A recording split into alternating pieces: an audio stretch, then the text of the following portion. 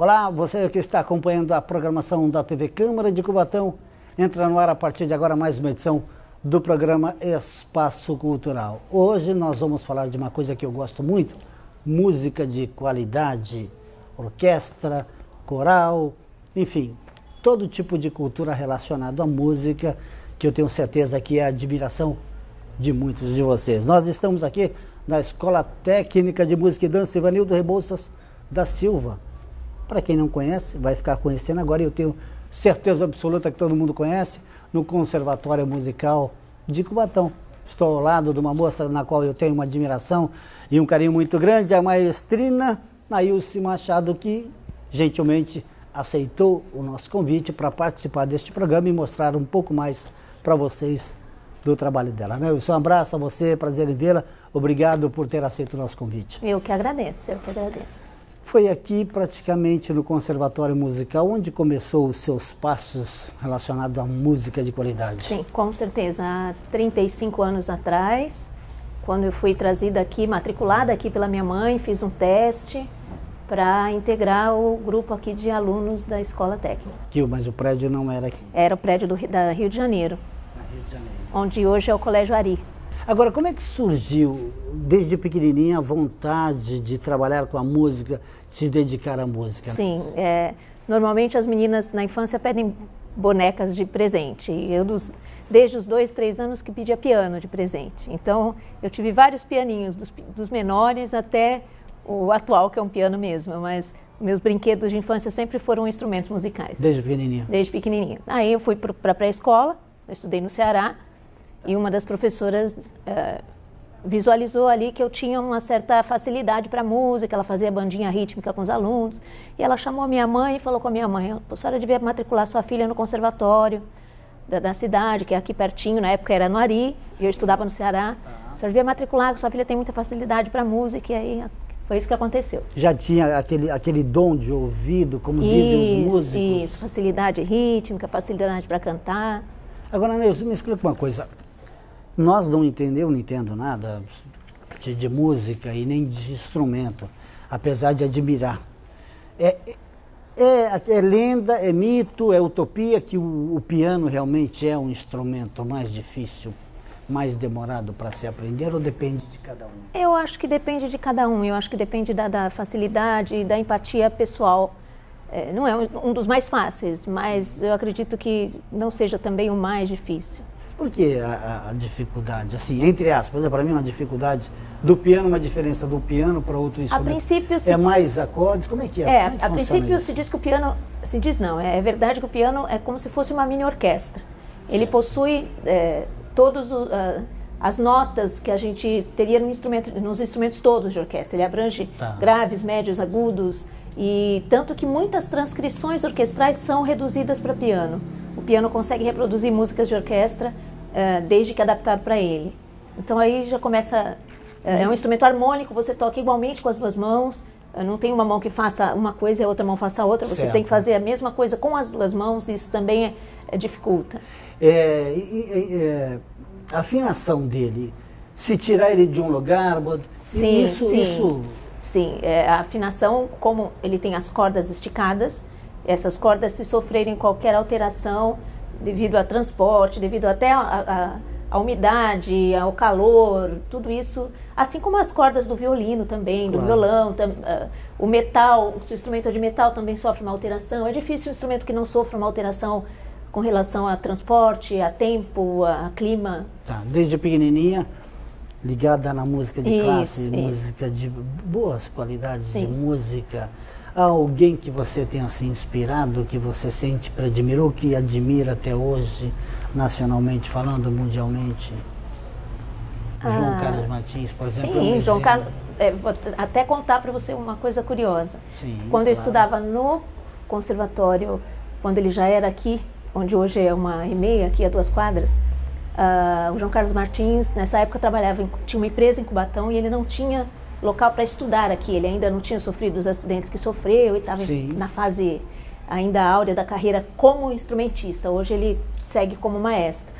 E ele tinha empresa aqui no Polo Industrial e não tinha onde estudar, sendo um concertista que era, e ele vinha para o conservatório estudar, aquecer, estudar para manter a sua técnica em dia para fazer os seus concertos.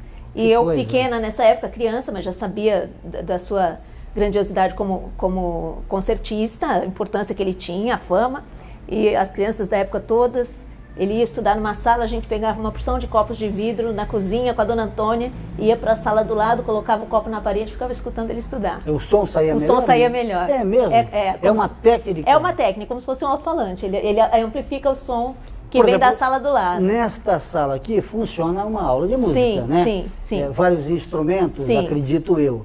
Se do lado de fora... Alguém pôr um copo e colocar com a boca encostada na parede, você consegue ouvir melhor. É mesmo? É tipo de essas conchas... uma amplificação. Que coisa interessante. E a gente fazia isso para escutar o João Carlos estudar maravilhosamente. Quanto a gente pagava para assistir, a gente escutava ali.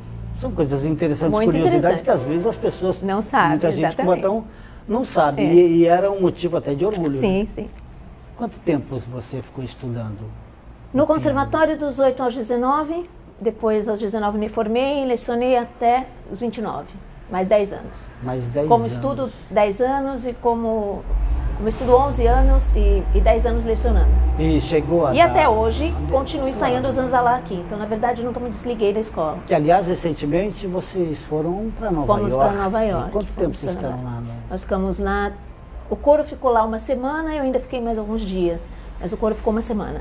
E foi um espetáculo grandioso, né? Foi uma coisa assim que até hoje a gente ainda não acredita como aconteceu. Foi um dos momentos mais marcantes do Coral Zanzará. Foi mais marcante, com certeza Deles foi mais todos. marcante. Sim. Quantos foram, você lembra? Foram 30 cantores. E ficaram lá uma semana? Ficaram lá uma semana. Cantamos tanto no Lincoln Center como na Catedral de St. Patrick. E quantas apresentações? 2 apresentações? Foram 2 dias de ensaio, uma apresentação no Lincoln Center, com Messias de Handel, e mais uma apresentação na Catedral de St. Patrick, que aí foi com o nosso repertório que nós levamos para nos apresentar sozinhos lá. E quanto tempo, quantos dias por semana ensaia o coral? Atualmente? Atualmente. Uma vez por semana, nos sábados. E já tem as pessoas fixas que a procura é mais? Como é que sim. Muitas pessoas procuram para saber quando os testes acontecem. Normalmente eles acontecem de 2 a 3 vezes por ano. Mas o ano inteiro as pessoas procuram até de fora, né? Não só daqui, mas de São Paulo, enfim, para saber como participar do coro, né? Como é feito esse teste, de quanto em quanto tempo, se há vagas. É justamente onde eu queria chegar. Como participar? Como ingressar no coral? Tem que fazer esse teste. Com você? Com a nossa equipe, não é só comigo, com a regente adjunta, que é a Fernanda, com os 4 chefes de naipe, com o professor de técnica vocal, enfim, uma banca. E onde a gente avalia várias coisas, né? A percepção auditiva, se a pessoa tem bom ouvido, se ela tem uma leitura musical adequada, se ela tem um desenvolvimento bom em coro, porque muita gente às vezes tem uma performance como cantor solista, acha que canta muito bem, canta realmente muito bem, mas é muito bom solista. E normalmente o solista, a gente tem que tomar um cuidado para colocá-lo no coro, porque ele tem que saber dosar a sua voz para que ela não apareça com o grupo. Quando você está cantando em grupo, você não pode ter um Neymar, não pode ter um Robinho, ninguém aparecendo. O tom tem que ser o mesmo. Tem que ser o mesmo, isso. E a pessoa aprende a cantar, não é isso? Como aprende a jogar basquetebol? Como aprende a jogar jogo de botão? Infelizmente a gente não tem uma tradição aqui da música ser algo comum para todos na escola, né? Assim como você aprende português, você aprende matemática, você aprende... Pode não ser um matemático, você não pode não ser um físico e trabalhar na NASA, mas todo mundo aprende a ler, a escrever. Sim. A música teria que ser algo assim, porque ela é tão fácil quanto. Só que, infelizmente, a gente não tem essa tradição aqui no país ainda, apesar de agora a gente já tem a legislação em que a música está voltando para as escolas, mas ficou muito tempo fora e ainda é uma questão, as pessoas ainda pensam que é uma questão de dom. Não é uma questão de dom. Todo mundo tem uma facilidade para alguma coisa. Alguns têm para jogar bola, mas todo mundo joga só pelado. Só que alguns vão ser um jogador profissional, outros não. Mesmo quem é apaixonado por música lírica, por exemplo? Pode estudar, pode não ser lírico, famoso. Tem várias, lírico, tenor, não sei. Sim, tem vários. Tem um cantor popular, tem um cantor lírico, que é o cantor de ópera, tem um cantor de coro. São várias tradições, várias denominações. E o que está faltando para o governo, de um modo geral, inserir novamente música agora nas já, escolas? oficialmente, pela legislação, já voltou a ser obrigatório. é que o país está se reorganizando, se reestruturando para novamente implantar isso efetivamente nas escolas, porque até profissional para isso acabou ficando, o quadro acabou ficando deficiente depois de tantos anos sem, né? Porque acabou sendo substituída a música pela educação artística e a música mesmo acabou ficando fora. Então agora que está voltando. Agora, independente desta lei e apoio, como é que funciona isso? Uma viagem para Nova York. O Coral Zanzalá, por exemplo, é convidado para uma turnê na França. O ideal seria que os coros, se os coros funcionassem como uma entidade individual, como uma entidade particular, que eu digo não no sentido, mas que fosse uma pessoa jurídica, tivesse uma parte jurídica separada e particular, que talvez funcionasse melhor, né? Porque seria mais independente na questão de captação de patrocínio, tudo fica mais difícil quando é ligado.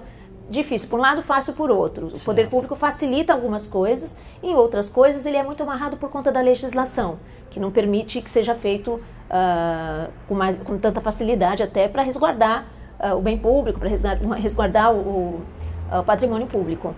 Então a gente ainda precisa caminhar, os grupos artísticos todos aqui, não só nós, mas vários grupos, na questão, agora na parte administrativa dos grupos, para que eles se tornem viáveis, para que eles se tornem, entre aspas, empresas que possam buscar patrocínio, porque ainda é uma parte difícil para nós. A gente sabe fazer arte, mas precisa também saber ser empreendedor, no caso. Daí o Si Machado sem a música? Né? Já parou para pensar nisso? Já parei para pensar o que seria, porque afinal de contas eu tenho uma profissão paralela, eu fiz direito, eu sou funcionária pública, mas eu não me imagino. Às vezes eu tento pensar o que eu seria sem música, eu não consigo imaginar. E como é que você faz para conciliar as duas coisas?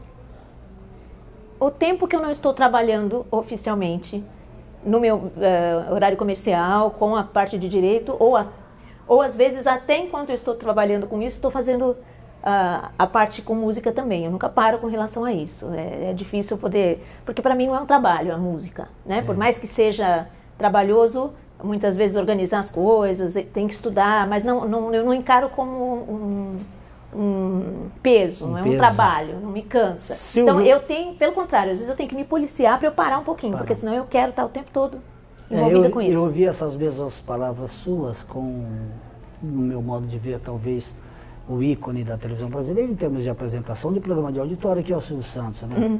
E ele disse que trabalha muito das 6 da manhã até as 22 horas, 20 horas, e que é muito cansativo fazer um programa de auditório, mas que para ele não é um trabalho. Pois é. Que ele faz com todo amor, melhor do que outras coisas que ele faz na vida, mas é uma dádiva de Deus. Realmente. E a música é isso? Sim, realmente é isso. Realmente é. Inclusive, existem pesquisas que falam, grandes maestros, grandes instrumentistas, que falam da longevidade dessas pessoas.